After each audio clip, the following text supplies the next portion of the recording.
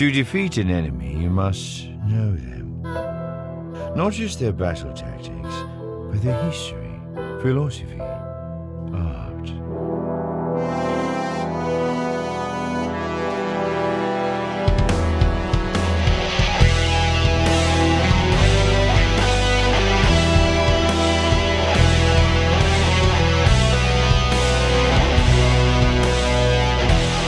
Welcome to the Chiss Ascendancy podcast.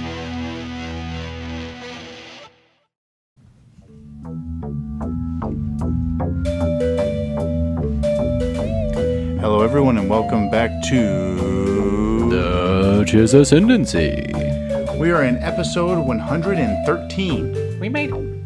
And we are in part 3 of our Dark Force Rising read-through. And because we are all the way through Heir of the Empire and halfway through Dark Force Rising, we are officially halfway through the Thrawn trilogy. Crazy. And My, how time flies. time flies. Time flies when you're escaping the Heir of the Empire. Like a car in the Jetsons, time flies. Anyways, so lots of really interesting things happening. Overall, what's your take from this issue? Because how I felt was things are really picking up. And then this issue, I was like, I don't know anything. Yeah, I read it because last week we were all like, oh, it's for sure Talon Card as the agent that they're all discussing. And then they're like, Senator Garm Beliblis. And I was like, of course. Senator Garm Beliblis, who I completely forgot. I definitely felt like Darth Vader when it was like, Han comes into the scene. We're getting a little bit ahead of the whatever. Han, when he sees him, right, because Beliblis is Corellian. Yep. And so Han, who doesn't give a crap about anything or any kind of politics ever, all of a sudden has like, is starstruck by a senator. Yeah. Which I thought was silly. It is silly. But he's like, Beliblis?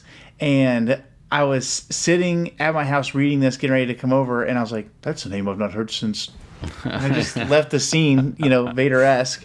But yeah, I felt like something's moved down the road, and I feel Zahn never ceases to amaze me how he's like, I know we've got 6 storylines going, but what's a 7th amongst friends? Yeah, he keeps them coming. Yeah. The stories start coming, and they don't stop coming, and they don't stop coming. Hey now. And they don't stop coming. Right now. And they don't stop coming. So, as promised, your cover art, my good sir.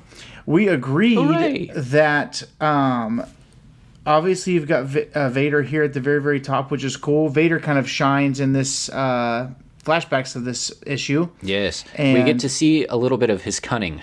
Yes. Yeah, we get to see a little bit of his cunning. Which I feel is greatly underused. Yeah. Yes. I do Especially wish... at this point in Star Wars. Oh, 100%. Yeah, he's the big dumb gangster from Looney Tunes most of the time in this point in Star Wars. Yeah, we were talking before recording, and Josiah's been reading Master of Evil, and he recommended it, so I've started reading it in my free time. And you kind of get the impression that the Emperor made Vader bigger just for the sake of having the status of some robo-giant as his emissary. Yeah. But you also get to see, his guile as we explore Vader more. So, how far are you in? Like 5 chapters, 6 chapters, maybe. Okay. But they're long chapters. They are longer. You're listening or you're reading? Listening, because I'm driving like 10 hours a week. Yeah. Just for work. So I'm listening as well, and I was very pleasantly surprised. This is not really a spoiler because it's like the first thing in the book, but you get a little Count Dooku action right off the bat, which was cool. Right off the bat. I did have a lot of internal questions. You have to assume that that's the pyramid that makes an appearance in Rebels, right? On Malachor? The one that is like kind of there but kind of not. You know what I'm talking about? Where Palpatine's kind of doing his little thing. where Palpatine like is like fading in and out, and he's changing appearances and stuff like that when he's trying to get to Ezra. I feel like that has to be that pyramid, right? Maybe, but I don't think so because, in Rebels, you're obviously somewhere in the known galaxy, and it's kind of hinted at that this is like way out there somewhere that's not well known. Maybe. But yeah, something similar though for sure. There's a very spiritual element. I don't know about you, but for the last like week, ever since I started it, or however long it's been, a week, 2 weeks, whatever, I keep finding myself going, such power. No, it hasn't come up on my... Well, now it will. Hasn't happened to me yet. Haven't caught that bug. But I did think it was interesting. I pointed out, you agreed, we both agreed begrudgingly, that it seems like these other characters on the bottom of the cover art are the Noghri. Mm-hmm. But you have to. It's just so weird how there's so many characters on these cover arts that doesn't look like the person drawing the covers had any notes of anybody doing any of the interior work. What I'm curious about is, and maybe I'm going to retract what I'm saying, because in the cover art they're using a blaster, but as we get into the issue, we see Noghri engaging in warfare prior to being ingratiated with the Empire. And it seems like they're mostly melee dependent. They're a pretty rudimentary society as far as hand to hand advancement goes. Yeah. Yeah, 100% agree. So I don't know, because it seems like they've got kind of more of a tribal aesthetic, but then they're using blasters. Yeah, if these Noghri are in a reference to the flashback of their first encounter with the Empire, it's completely inaccurate. Unless either the comic itself is inaccurate, which I feel like that's not the correct route of things. Well, it's not the first time. But, yeah. So typos, bleeding lightsabers, wrong colors, wrong hilts, jumping right into page 1, we're catching up with the sneaky folks that Han and Lando are in the good graces of, and it turns out they're not hostages. They're actually people who are obviously the cat's out of the bag. The leader of this said group of militants is Senator Garm Bel Iblis, and so he's been watching Han's career with great interest. Yeah, I thought it was funny. He's like, "You're trying to remember where we met?" And he's like, "Got no clue." And he's like, "You were in 2nd grade. You asked me some really annoying questions. I've watched you the rest of your life." Yeah. It's very... I thought it was strange, too, because it's like... It's very Palpatine and Anakin. Very Palpatine, and also like, man, how disappointing for the vast majority of those years. You know what I mean? Yep, there's Han doing crack again. Yeah. Or, whatever. Oh, look, he's stealing more drugs. Yeah, you can't tell me that smuggling all those drugs, he wasn't partaking at least a little. It kind of reminds me of that Brian Regan bit where he talks about like watching fishing on TV, and the guy that has to edit the fishing footage where it's like, no. No. That's awesome. He's like, he had to edit all the stuff that's not exciting enough to make it in the final program. Oh my gosh, I can't even imagine that. Oh, nope, just stuck on a twig. Yeah, dude, that's a really good point. So that's a really good point. That must be brutal. Yeah, I thought that was really funny. Just in the context of Han Solo's lifelong career, where he's like, oh, nope, just the Kessel Run. Yeah, watched his career with great interest from afar, and I mean, I guess in Legends especially, like, you had a lot of his like fighting his way off of Corellia, and then you had the whole Imperial thing where he left for all the right reasons and stuff. Yeah, and just caught up with the wrong people, but.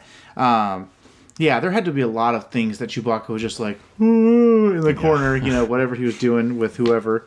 But not to get stuck on the first panel like last week with the A-Wings, I did think it was hilarious that Zahn made hot chocolate canon in Heir to the Empire, and everybody complained and moaned about it. And he's like, look, it's called a Millennium Falcon. What do you want from me? Yeah. And so he names the ship the Peregrine. And pretty hilarious. It's just so silly that he's like. It's also silly that he played it up as like this great mystique. You know, it's an urban legend. Yeah, he's like, oh, you didn't like hot chocolate? What if you can't complain if I call it a peregrine, because what's a peregrine again? Oh, he's that's so right, sassy. a falcon. So obviously the peregrine. Let's see, peregrine. I also like that he writes Han's reaction as like, ooh, goosebumps. Yeah, you know what I mean? Ooh. Hey, Han's a bird guy. That's funny. Oh, I always liked the Peregrine. So the Peregrine, I guess, is the larger ship, right? Because it drops magnetic coupling. You have to assume the Peregrine is the Dreadnought. Yes. And then he says, have you heard of it? And Han says, not the ship. No, the Peregrine was an old Corellian ghost story about an old guy who's been cursed to wander forever. Used to give me the creeps. Which is so funny that... It's like the Davy Jones of Corellia. The Davy Jones of Corellia. And it's just so interesting to me that, like, depending on the author and depending on the book or the comic or whatever it might be, Han either is like, yeah, I'm Corellian, but I've been Corellian for years, you know, or he's like, yes, macaroni and cheese, a Corellian delicacy. Like, everything revolves around Corellia for some parts of Han. Lando basically says, you know, remember, it's just a legend, keep your focus. Unsung hero and, like, total dark horse of this comic was Lando keeping his crap together, like asking all the tough questions and he was pushing the envelope. He was being a great debate moderator, asking all the hard questions. Yeah. We need Lando Calrissian to moderate the next presidential debate. But moving forward, they find their way onto what looks like a abandoned rebellion base. And it's very interesting. The very first thing I noticed was the turrets. Yep. Because obviously Battlefront 2 2005 Hoth map had the turrets modeled after Empire Strikes Back. But we also kind of get, I feel like, more attention to the turrets in that game. And so in my mind, the turrets belong in Battlefront more than they belong in Empire Strikes Back. Oh. And so I was like, oh, nice, Battlefront. What planet is this? Yeah, exactly. Is this Hoth on Tatooine? What's these Hoth turrets doing on Tatooine? Okay, so we can do a little bit of back and forth here if you would like to read this with me. So, who's who? I think this first speech bubble when they're getting ready to land. I think that first speech bubble is Lando.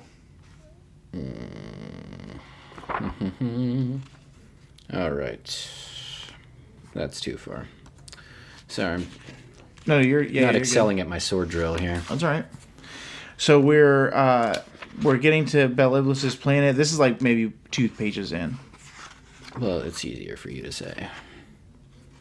Okay, here we go. So the very top speech bubble, that's Lando, right? It could go either way. All right. I'll do Lando first. Because you always do Lando, and you have a better Han than I do. All right, ready? I'm trying to be over the top of it. Would you look at that?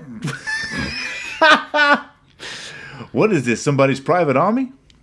Looks that way. You sure you want to go through with this? I don't think we have any choice. It's the same thing. I'm saying the exact same line 30 different ways. Okay, so this chick says, welcome to our base of operations. If you'll come with us, commander's waiting to meet with you. And then, here, I'll switch it up. I'll do Han this time. Busy place. You get ready to start a war? We're not in the business of starting wars. And then, dude, what is that? Lando in the back? All right. This place looks a lot like one of the old Alliance bases. I think that's the woman again. And then Lando. And then... Yeah. Looks that way, doesn't it? And then Lando says, you've had dealings with the Alliance then? And she says, the commander asked to see you for a moment alone, Captain Solo. It's funny that Lando, right off the jump, Dude, he is just full court press. He really is. Like, he's playing this like I used to play Madden back in the day, and I was like blitz defense every single time. We're blitzing all the time. Full blitz every day. 4th and 26 calls for a blitz. Blitz, baby. How did we got to 4th and 26? We're trying to be the 5th and 26. Blitz. But I think I actually really appreciate Lando's attitude in this one because I think there's so many people, like the galaxy's still at stake and nobody's taking it serious. Well, he's still missing how many mole miners? You know, he's still reeling from that terrible... All right, so more importantly, where are the mole miners, yo? These turrets sure look like Lando's mole miners. he just starts referring to him as Lando's mole miners. It's like trademarked. Okay, so and then you get Han, who's starstruck immediately by Garm Bel Iblis and his fantastic mustache and mullet. And it's just so it's makes shocking you wonder, to me. What decade was this illustration? Yeah. It's shocking to me that Han is starstruck by anybody. Like he met Leia and he was like, yeah. So anyway, like yeah. He's the opposite of that, you know? How can I irritate this woman? Yeah. So they find Garm Bel Iblis, and apparently that many people thought that he had died previously. And it Han being one of them. Yeah, it turns out that he had basically gone into hiding and started a shadow war against the Empire through his own means. It's pretty interesting that, we have the kind of this back and forth. We already really touched on his private conversation.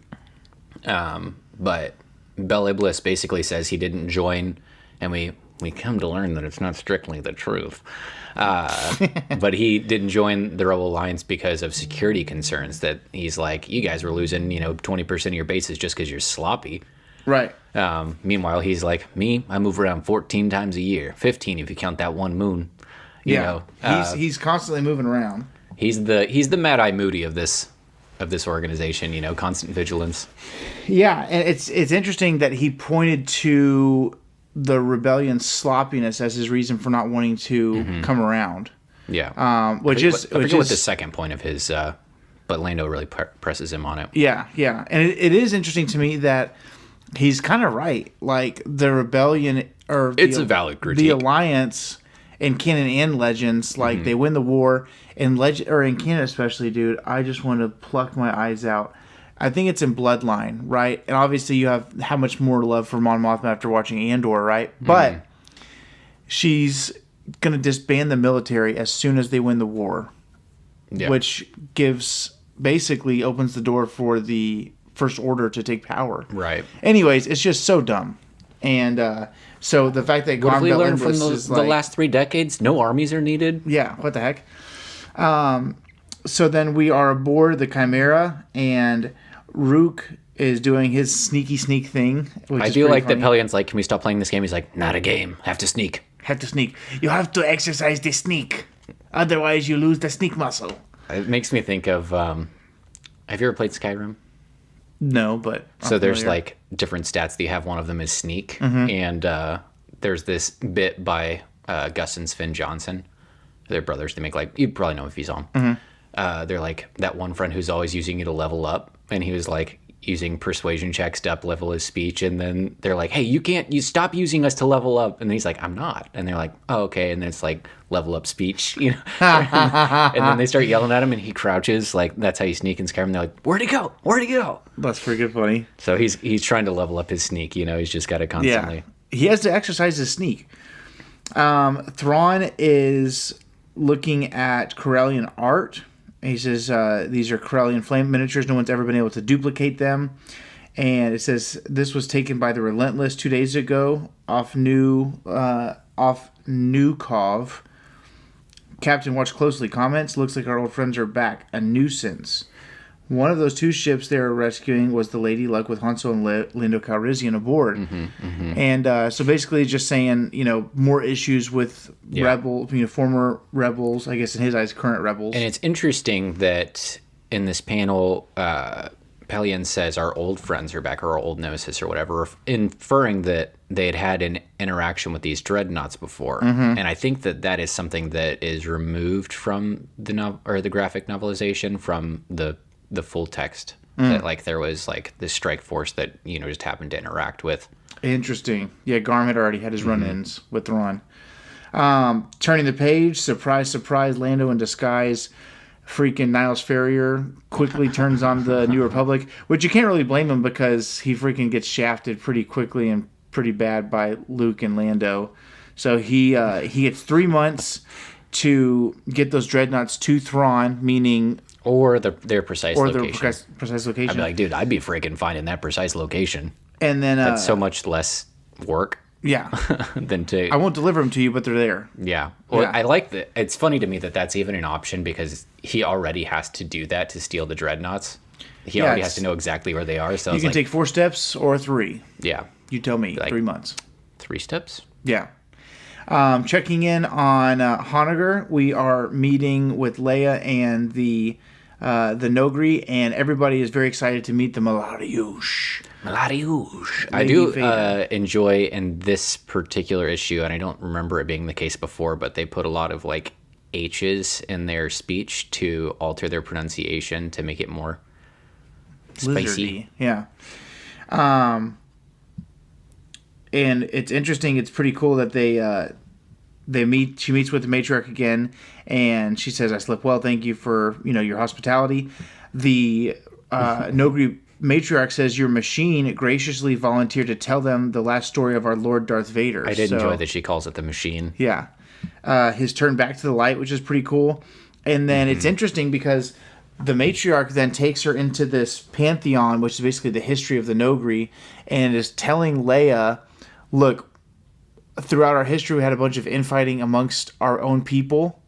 And then after that, we had peace because we were in servitude to the Empire. Yeah, to one overlord, she says. They or something to that extent. But they're not willing to have split allegiance because then there's infighting amongst them. Yeah, so she said it'll bring destruction and ruin and seeds of discord, which I thought was a cool word there, seeds of discord, for part of the Noghri to now join Leia because she is the heir of Vader, and the other part wanting the peace that's been brought by sending. Really, honestly, it reminded me of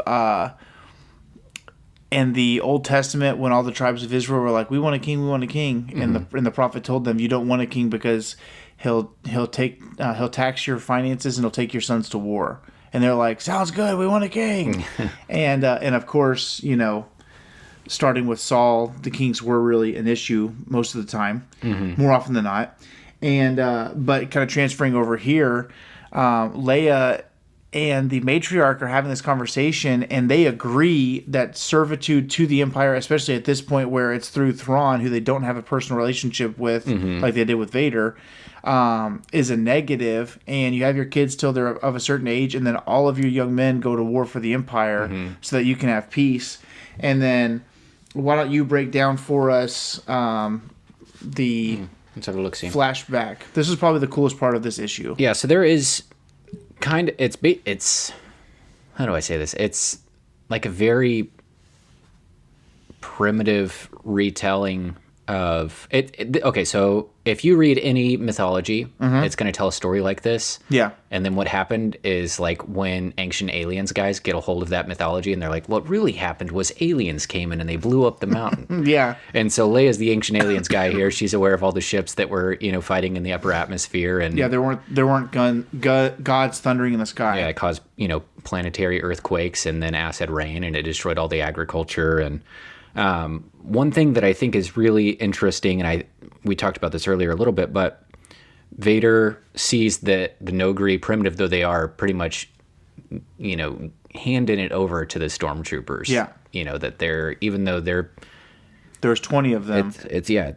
You don't even see a weapon in their hands. You basically just see them manhandling the stormtroopers. And it says it was not until Lord Vader himself intervened that we were defeated.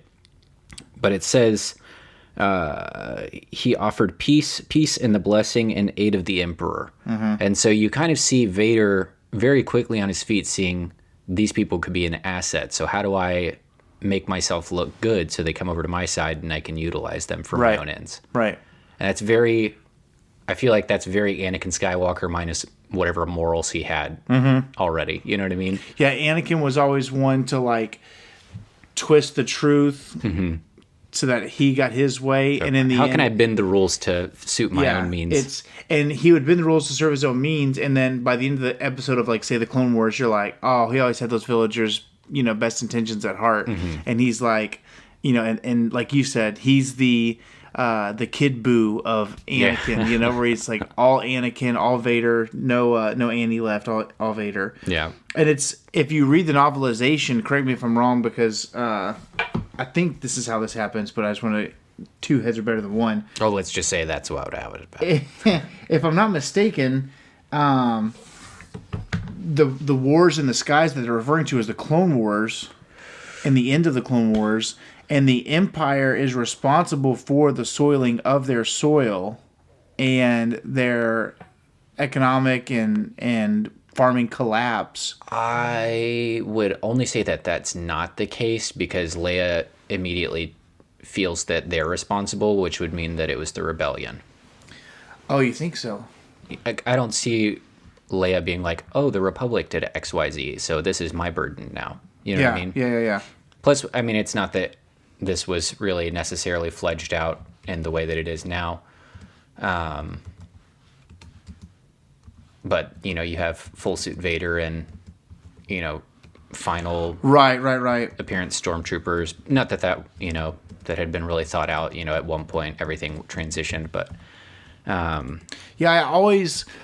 I get the sense it was yeah during, even if it was just early rebellion, because you have to think it was, you know, long enough that Vader could kind of establish like some sort of regime within them, and you know they have fealty to the Emperor, so it's already got to be after the transition for there to be an Emperor. So check this out. This is using our best friend. It was during the Clone Wars. It says in the Star Wars Legends, Honoghr was devastated during the Clone Wars. Now, this is before the Clone Wars were fleshed out at all. Yeah. And so Vader, you know, could have turned to Vader and been on the wrong side of the Clone Wars for all we know. That's why I'm saying the timeline's messy at best. But, during a space battle between the Galactic Republic and the Separatists, obviously they didn't have those two names at the time. We had the Republic. We didn't know what it was called, the Galactic Republic. We always called it the Old Republic before the Old Republic was around. Yeah. It's curious to me then that Leia would somehow assume responsibility. Yeah, I think what she means is Honoghr was... I mean, they're uncontacted tribe. Uncontacted, yeah. So it's like if you know, let's say that we find an island and, you know, we're having a battle across the island or whatever, and then a stray bullet kills somebody. I think it's just known civilization, which Leia feels a lot of ownership over because of her upbringing and the vastness of all of everything that Leia's ever been a part of has been like galaxy spanning. Yeah, true. And so she sees, people that were in a war that the known galaxy was involved in decimates the crops and the people of this planet. Yeah, that's fair. You know what I mean? But Vader uses that whole thing as a tool to be like, yeah, gods in the sky, bad. Big black outfit guy, good. And Emperor, even fun guy. Very fun. Very forgiving. Give us your children. Okay, I'm going to give ChatGPT a follow-up question here, okay? Yeah, please, why not? Why did Leia feel responsible for the planet's destruction? Let me just tell you what you want to hear. Lip service GPT. That's what it is, man. Dude, I use it for little stuff like that. Okay. So Leia feels this is what its take on it is, okay? It makes sense. Leia feels responsible for the homeworld's devastation not because she caused it, but because the Empire used her family's name to enslave the Noghri. After the Clone Wars, Darth Vader and the Empire arrived on Honoghr pretending to help restore the planet. They then told the Noghri that only the Empire could save them and that the Noghri owed a life debt to Lord Vader of the House of Organa. I forgot about that. Does the name Organa come into play? That's just what the Empire deliberately connected Vader to the Alderaanian royal line so the Noghri would associate their servitude to the Organa family. So when Leia, an actual Organa, learns this, she feels responsible for unknowingly benefiting from a lie told to her adoptive maybe that's in the novel. Of her, yes, it's not in the comic. Okay. Well, yeah, obviously, but I don't remember. That seems freaking too tongue-in-cheek for me, for Vader to have been associated with very tongue-in-cheek. The Organa name and then still didn't know that their adopted daughter is his blood daughter. I don't know. Yeah, it's the overlap is so strong that it makes it kind of cringy. And also, he visited his stepbrother and sister on Tatooine on a frequent basis, but didn't have any idea that their nephew was his son, even though the last name was Skywalker. Yeah, there's quite a few terrible ones. Also, he's like, that's weird. I used to know a Kenobi. Huh. Anyway. That guy. They really associated Lord Vader with House Kenobi so that they could manipulate the Mandalorians. You know what I mean? I was just like, I don't know. I don't know if I like it. Yeah. Not that it matters. It's freaking 30 years old. Anyway, what's next? Okay, so let's see.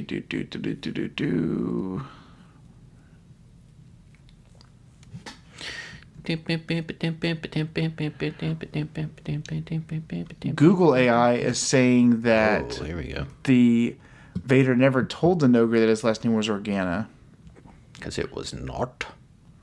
The Noghri are a species with incredibly acute sense of smell that allows them to smell bloodlines.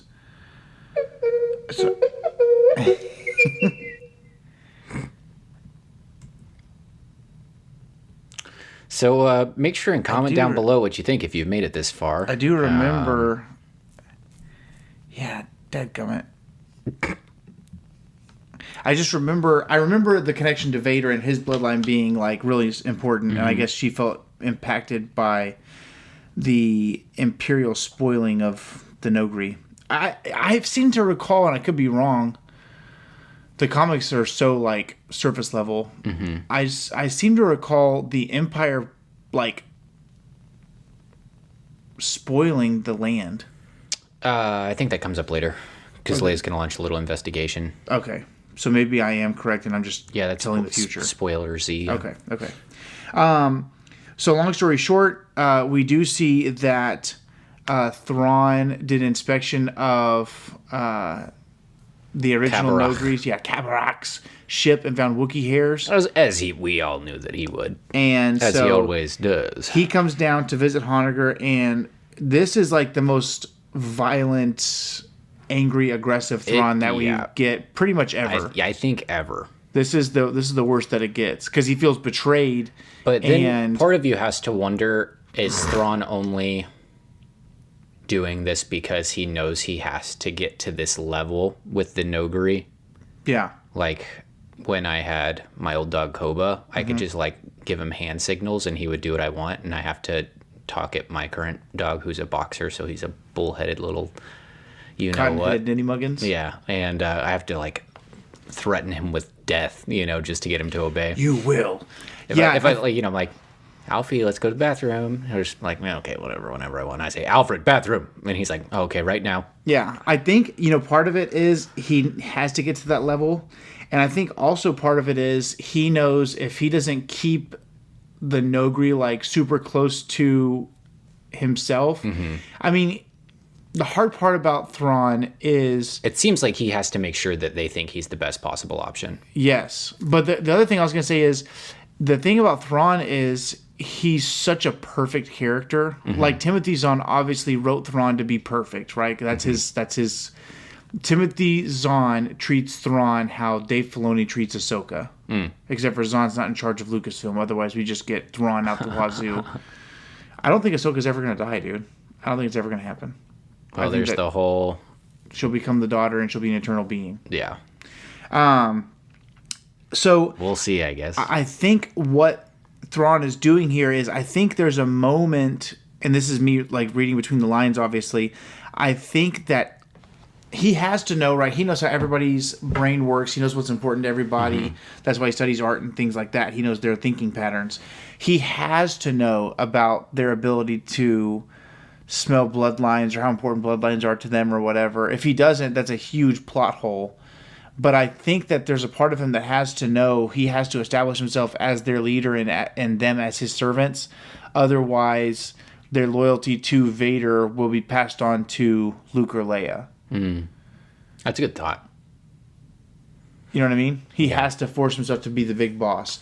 And so he gets really crazy with Kabarak. It's intense, dude. And he says, and then the mom tries to step in. He says, "You'll be silent, Matrak, or you will share with his imprisonment."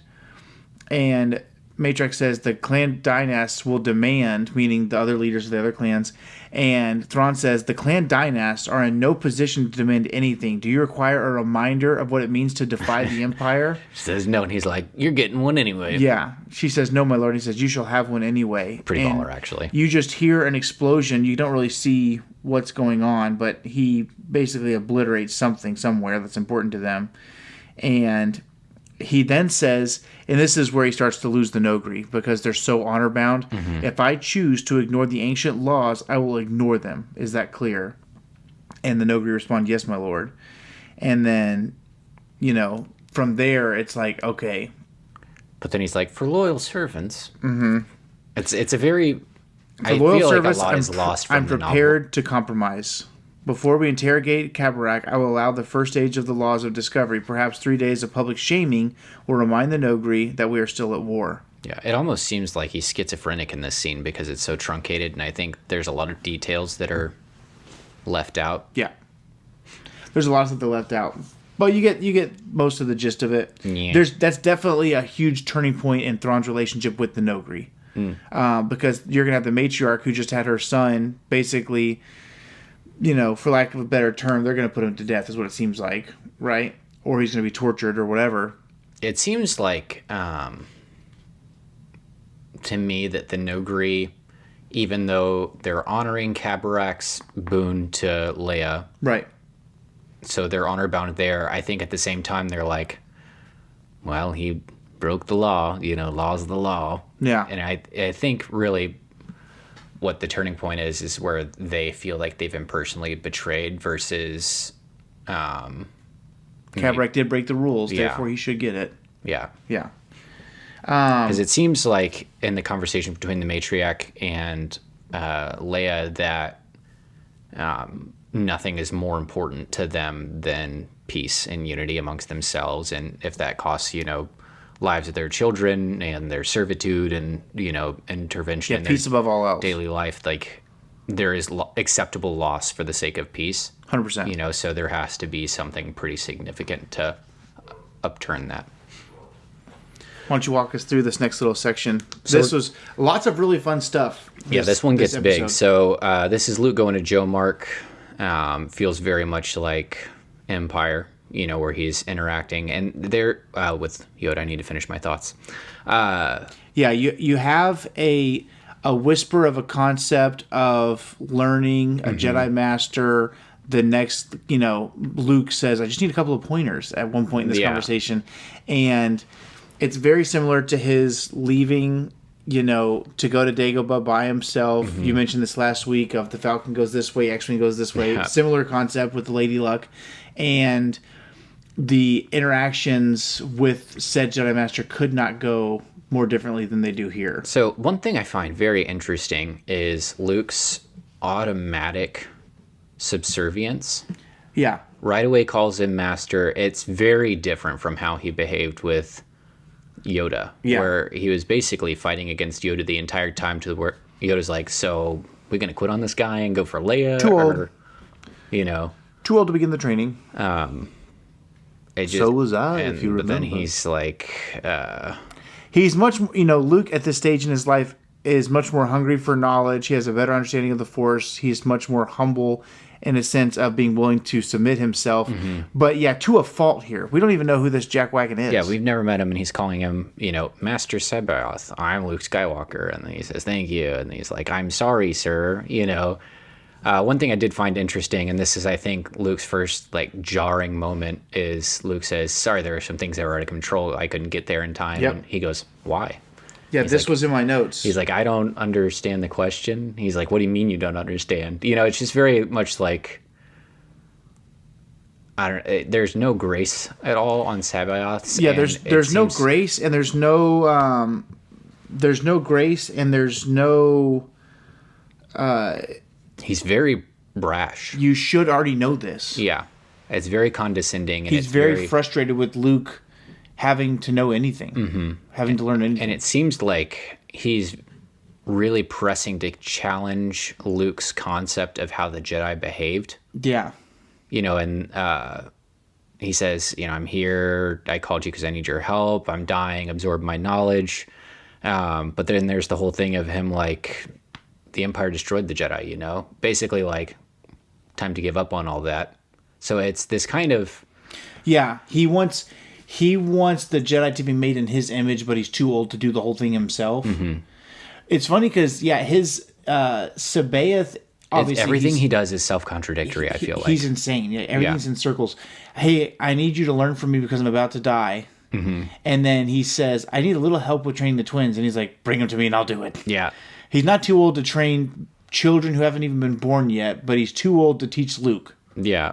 When it's like, it's so unhinged, all of his behavior, that Luke's having a debrief with R2.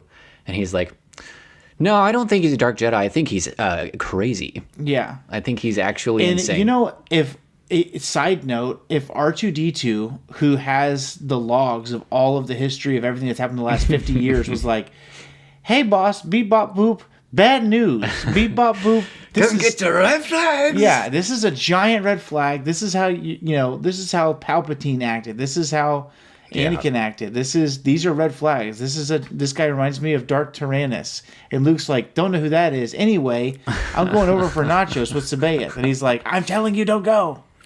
Yeah, and then we have this scout trooper bike pulling a little 2-wheel cart like it's a rickshaw. Yeah, I thought that was cool. That's a pretty funny concept. And you'll notice here that, like... Well, they got a freaking hovering speeder bike, but they've still got wheels on.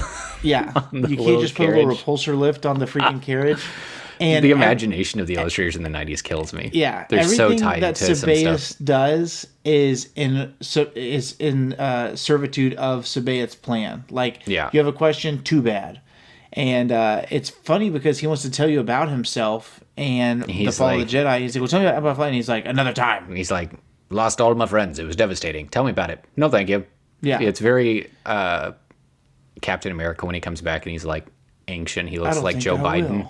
Yeah. You know, he's just sitting on the bench feeding his, I guess, super empowered pigeons, just whatever breadcrumbs Captain America I don't think I will. Be like, okay, well, yeah. Listen. Yeah, hey, it's one of those things. I no longer think about my life with Peggy as I would a fly. I forgot about that. It's focused. It's funny. He doesn't say it's too painful for me to recant. Just no, to recount. He's like, another time. I also like in this panel where Sabaoth and Luke look like weemies. What's a weemie? The Wii characters. Oh yeah. You remember we made Dylan like really short and fat? Yeah, that was really funny. Hilarious joke by me at 15. Made fun of my short friend for being short.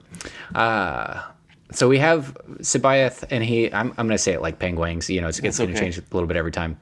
I don't really have a good benchmark for how to say that name. My benchmark is if you go back and listen to, I don't know, the funny thing is they re-released Outbound Flight as a full length, but for the longest it was an abridged audiobook, and Mark Thompson did it, and his Obi-Wan calling to the real Master Sabaoth before he was about to leave, he's like, Master Sabaoth. Yeah, so that's how Sabaoth, but then it's also Sabaoth. Yeah, so it's going to switch around. He kind of inserts himself into this altercation. Luke, I guess, senses the tension in the Force, and then he's like, should we? And he's like, absolutely, we should. Yeah, and the other thing is that Sabaoth's not been there very long. Like, he's only been on Dormark for a little while. And he's already kind of made himself the governor, and then he's like, all right, what's going on here? And then they're like, don't worry about it. And then he's like, all right, you got to pay this guy. And Luke's like, we're not going to talk. He's like, nope, made my decision. And I guess the guy goes to draw his blaster, doesn't like it. Force lightning's the guy. Yeah. And then he's all like, pain is the teacher. And that's not Jedi doctrine at all. It is interesting that's how Dooku and Palpatine with their apprentices, and he says pain will teach them a lesson that they won't soon forget. I did if think you want to teach the same thing over and over and over again, use reasoning. This line was pretty baller. He said, Luke's like, there are other ways we could have done this, other ways we could have settled. And he said, but none that he will remember longer. If you allow your justice to be forgotten, you'll be forced to repeat the same lessons again and again. Yeah. Pretty thug. Which, again... Throwaway line. Not untrue. However, the betterment of the people around you is the point of leadership. So it reminds me a lot of Okay, so the concept of talking to these two men and like talking them both off the edge and figuring out, okay, what was the agreement? Okay, you're supposed to get paid X amount for X amount of work or labor hours or whatever. Did you fulfill the task? Okay, you only did 3/4 of it. And it's, I break all that down to say, like, there are these long, drawn-out conversations that have to be had instead of just zapping the guy. And I think it goes completely, the way that Sabaeth does it flies completely in the face of how Yoda explains the Force. Right. Well, and what I was thinking is they have that whole scene in the casino with Lando and Luke that seems like it should have been left out. And I think the whole reason they left it in the comic is to kind of have a comparing contrast of the way that Luke, who is your idyllic Jedi at this point in time, deals with Now talks, back and forth. What's the expectation? Where were you wrong? Oh, with the Barrow Bell and here's what we're going to do. Yeah. Get paid in this currency, this amount. You don't have that. But 3/5 will suffice. Yeah. And now Luke's like, well, that's not how I thought that would go. Yeah. It reminded me of Luke asks, is the dark side more powerful? And Yoda's quick to say, no. Easier, more seductive. Yeah. Not more powerful. It's kind of like if you pull the cookies out of the oven before they're done, they're technically still cookies, but they're raw. Yeah. They hurt your tongue. I like them like that a little bit. But yeah, Luke sees and hears the dark coming from Sabath's teachings, and that's probably my favorite portion of the issue. There's this really interesting concept that Luke's kind of grasping at straws. He has really no idea what's going on, but he says, right after Ben was cut down, I found that I could sometimes hear his voice in my mind. By the time the Alliance was driven off Hoth, I could see him too.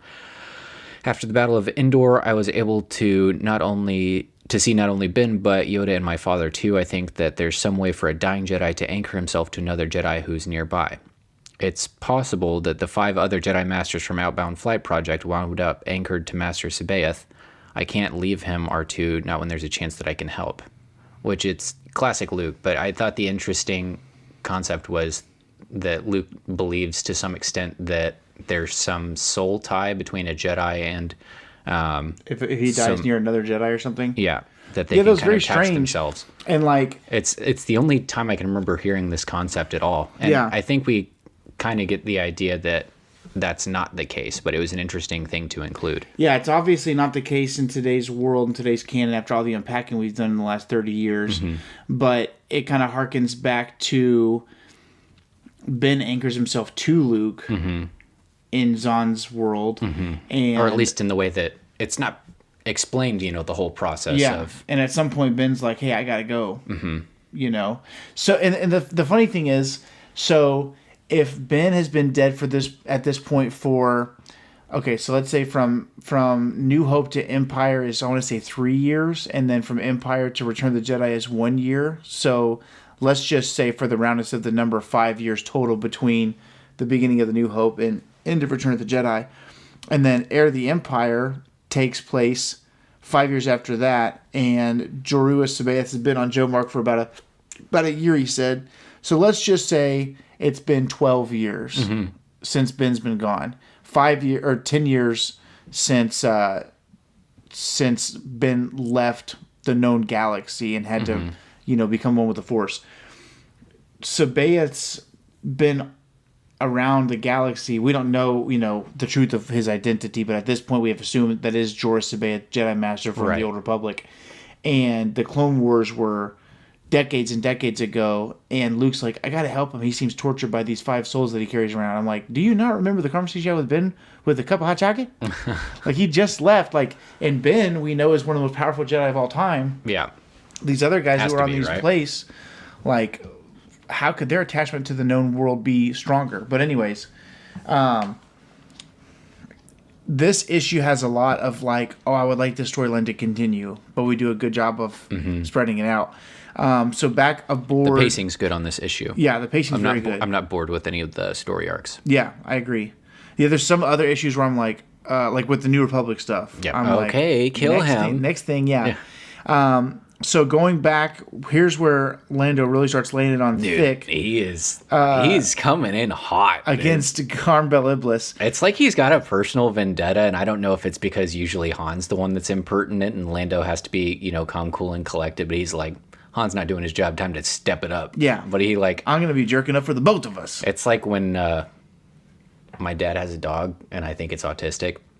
It doesn't know how to play without just like freaking going whole hog. So he would like bite when Alfie was a puppy, you know, he's a third the size, and he would like just bite the piss out of his neck. Oh, really? It would like, I'd find scabs on his neck, and it'd piss me off. But he just doesn't know how to play gentle. It's just like, he's like, it's playtime, I'm gonna do it, you know? And I feel like that's Lando. He like never really is too aggressive, and he's inexperienced at it, and so he's just like 100%. I've never been aggressive before. I think it's like this. He pulls out a gun. But yeah, so they talk about having to, you know, move bases around and kind of skirt around the Empire and whatnot. And then...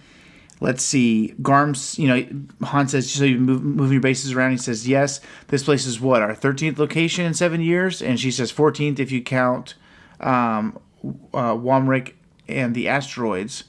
And then you see a guy coming over trying to give Lando a drink. And Lando's like, I'm not drinking tonight. Yeah. I don't trust these folks. And then Garm says, it was a month after Ting So Green Bride is my best friend. that we met Borsk Phalia. Yeah. So freaking old Borsky Borsk makes a reappearance. Well, and before then, what's the other one's name? Not Phalia, but... his friend, yeah. Yeah. Leia, whatever. Phalian? He's like, pretty tight with this guy, huh? What's with that? Yeah. It's like, hey, why are you friends with this guy? What's the story in there? This guy sucks. Yeah. And he says, yeah, Phalia, what's your deal with him? He says, less of a deal than he'd like. Phalia did us some favors and thinks we should be more grateful to him. I thought that was pretty funny. And then, which is very typical Bothan, right? And then... I just thought it was funny that... Garm called it out. Garm was like, not as grateful as he'd like for us to be, but that's not going to change anything. Yeah. He's very... like in the mix, but he refuses to... He reminds me a lot of Saw. Guerrera? Mm-hmm. Where he's like kind of doing his own thing, and he'll use resources from other people. Yeah. But he doesn't really have any loyalty to anybody but himself and his own version of the same cause. Yeah. And Lando's kind of picking up on that. He says, what sort of favors? And Garm says, small ones. He found some ships for us, that sort of thing. So how grateful are you? And Han's like, Lando. And he's like, all right, just tell me what Mon Mothma's really up to. Dude, total change in the subject. He's like, all right, fine. What other thing do I want to know? Yeah. So then Garm says... I'm getting really lazy with my Lando. I'm just sounding like his droid at this point. As far as I know, the only thing Mon Mothma was trying to do is put together a government. With herself as head, shouldn't she be? It's Phalia's belief that Mon Mothma wields together all too much power. And Phalia claims to have been a valued ally... claims to have been a valued ally unlike others I could mention. And then Garm says, you're wondering why I didn't join the Alliance, why I chose to run my own private war against the Empire. And Lando says, that's right. So basically what Lando's saying here is, hey, even though Borsk Phalia is a double-crosser, he was with us in the war. Where were you at? He's basically saying nobody trusts Borsk Phalia, but I know that I can trust Borsk Phalia when the chips are down and you weren't around. Yeah. Which could be said for how many freaking people now that the canon's expanded. Yeah. Like, where the hell was Ahsoka the whole time? During the whole rebellion. I don't know. You know? Doing Ahsoka things. Ahsoka stuff. And then Garm said security for one. For a while, it seemed like every 5th Rebel base was being lost to the Imperials through sheer sloppiness. And then he says, Han says we have problems. He says, you still do. The Grand Admiral has his own leak right in the Imperial Palace. It's called Delta Source. Which is a big thing in the 3rd book. Big deal. Big boy. And then Lando says, okay, security, what are your other reasons? And Han says, ease off, Lando. He says, I'll explain later. It's getting late. This is Garm. Perhaps over dinner we can continue the discussion. And then basically they leave the cantina, right? And Lando says, you want to go ahead and get it over with? And he says, get what over with? And he goes, chewing me out for not bowing and scraping to your pal, the senator. Which I thought was freaking funny because Han kind of is the bow and scrape to please everybody kind of guy. And he says, you weren't just not bowing and scraping, you were rude. And then Lando's like... For Han to say you're being rude, you got to be doing something pretty rude. Pretty rude. And then Lando says, he lied to us. He said he moved around a lot, but this place isn't ready to pack up and ship off plane on 3 minutes' notice. Worst case scenario we've got here is a giant Imperial scam. You're skating on drive trails, Lando, which I guess is supposed to be thin ice. I think he means he's grasping at straws. Like, it's just... Yeah, maybe. He's, the Empire is not going to this much effort just for us. And he says maybe it was for Phalia's benefit. And they start snooping around or whatever. Long story short... leave it to Lando to check out the upholstery and try and figure out, where furniture's from. They find out that the upholstery's been repainted, and the interior of a ship was only blue and gold once in the history of the trillions of ships out there. And he says, which was? And he says, the Katana fleet. I know everybody else says katana, but Lando also says hand. It's on brand, yeah. It's got to be a mistake. Lando says, no mistake. I spent too much research in the Dark Force. This is it. We need a good, close look. He needed something after he lost Lando's mole miners. So long story short, they're starting to kind of, snoop around, and they're trying to figure out if these ships that just how tall is this House of Cards? Yeah, that Garm this has. House of Talon Cards is the Katana fleet, and then we wrap up the segment by a nice Han and Lando scam, trying to go into the cellar to find a specific vintage of fake liquor to see if they can snoop around. And they get busted. Yeah. Now, we wrap up the final page is the two young ladies that are basically the co-second in command are trying to find a way to convince Garm to join the Alliance. And their realize is, look, they're saying that Mon Mothma, that Garm and Mon were like close friends in the Alliance, and that Mon Mothma has nothing to do with security. It has nothing to do with... His feelings are hurt. Yeah. He's been snubbed. He's been left behind. They really make Mon Mothma seem a little bit sleazier, I think, in Legends than she is in canon. Well, especially since Andor, but in particular, I think in Legends they make her seem much more like what people would envision a politician as. Yeah, more politicky. More closer to Borsk than she is in real life. And in real life, yeah. In the real Star Wars world, not the legend stuff, but not the business on Cato Nemoidia. They realize it doesn't count. They realize they're all preaching to the choir to one another. They're all four. One's driving, but the other three are facing each other. And it's like, look, if you really do have the Katana fleet or have a part of it, and maybe a couple of hundred ships is too many, but 5 is plenty.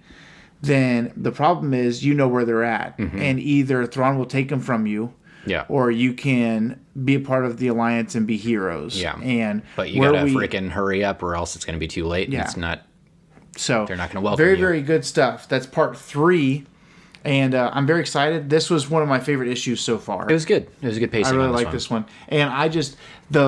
going back and, maybe I think in retrospect, if I could have... especially if Master of Evil hadn't just come out, because I'm very excited about that book. It's very good so far. I would have reread these novels as I was reading the comics, so I have more depth, But the comics have been really fun, and hopefully you guys are following along with us who are listening. Yeah. And I think the more I go back and read, the more I would love more Joruus C'baoth. So I'm excited that we get more of him later in this book, and especially in book 3. Yeah. Where he ends up being almost like a standalone villain separate of Thrawn at some point. He's doing his own thing. So very exciting. Well, that's part 3, episode 113. You've been here. If you're still here, thank you so much for hanging out with us. Make sure to like this video, subscribe to the channel, send it to your Star Wars friends and fellow nerds out there. And don't forget that on TikTok and Instagram, we're posting shorter lore videos and facts and things like that. And remember, the Force will be with you always. And also remember, not to say it's more important, but it's a little more important. Just remember this especially, though. The only family you have here is me. We'll see you next week.